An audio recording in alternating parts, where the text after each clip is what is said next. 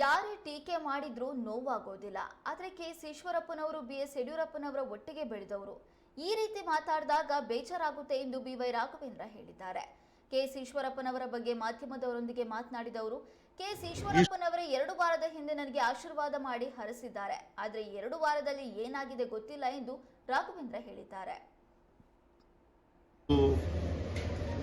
ಇದೇ 2 ವಾರದ ಕೆಳಗೆ ರಾಘಣ್ಣ ಒಳ್ಳೆ ಸಂಸತ್ ಸದಸ್ಯ, ಹೆಚ್ಚಿನ ಮಟ್ಟದಲ್ಲಿ ಆಶೀರ್ವಾದ ಮಾಡಬೇಕು, ಆಶೀರ್ವಾದ ಮಾಡಿದಂತರು ಅವರೇ.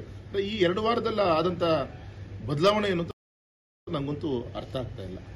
ಒಂದು ನೋವೇನು ಅಂದ್ರೆ, ಯಾರೇ ಟೀಕೆ ಮಾಡಿದಂಗೆ ನಾನು ಬೇಜಾರಾಗಲ್ಲ. ಈಶ್ವರಪ್ಪನವರು, ಯಡಿಯೂರಪ್ಪನವರು ಅವರೆಲ್ಲ ಒಟ್ಟಿಗೆ ಹೋದಂತ ಇವತ್ತು ಅವರ ವೈಯಕ್ತಿಕ ಟೀಕೆ ನಮ್ಮ ಕುಟುಂಬದ ಬಗ್ಗೆ, ಹಿಂದುತ್ವದ ಬಗ್ಗೆ ಪ್ರಶ್ನೆಯನ್ನ ಮಾಡ್ತಾ ಇದ್ದಾರೆ. ಯಡಿಯೂರಪ್ಪನವ್ರ ಕುಟುಂಬದಿಂದ ಇವತ್ತು ಬಿಜೆಪಿ ಹಾಳಾಗ್ತಿ ಅಂತ ಅವ್ರು ಏನ್ ಹೇಳ್ತಾರೆ, ನಂಗೆ ಅತ್ಯಂತ ನೋವಿನ ಸಂಗತಿ. ವಿಶ್ವಾಸ ಇದೆ ಮತದಾರರು ಯಾವ ಸಂದರ್ಭದಲ್ಲಿ ಉತ್ತರ ಕೊಡಬೇಕು, ಈ ಮಾತುಗಳಿಗೆ ಉತ್ತರ ಕೊಡ್ತಾರೆ. ಇದು ಯಾವುದು ಕೂಡ ನಮ್ಮ ಕುಟುಂಬದ ಬಗ್ಗೆ ಟೀಕೆ ಮಾಡೋದು ಹೊಸತೇನಲ್ಲ. ಯಾರ್ಯಾರು ಟೀಕೆ ಮಾಡಿದಂತರು ಏನೇನಾಗಿ ಹೋಗಿದ್ದಾರೆ ಎಲ್ಲರೂ ಕೂಡ ಗೊತ್ತಂತ ವಿಚಾರ. ಸ್ಪಷ್ಟ ಅದು. ಯಾಕೆಂದ್ರೆ ಇವತ್ತು ಅವರೇ ಉಚ್ಚಾರ ಮಾಡಿದ್ದಾರೆ.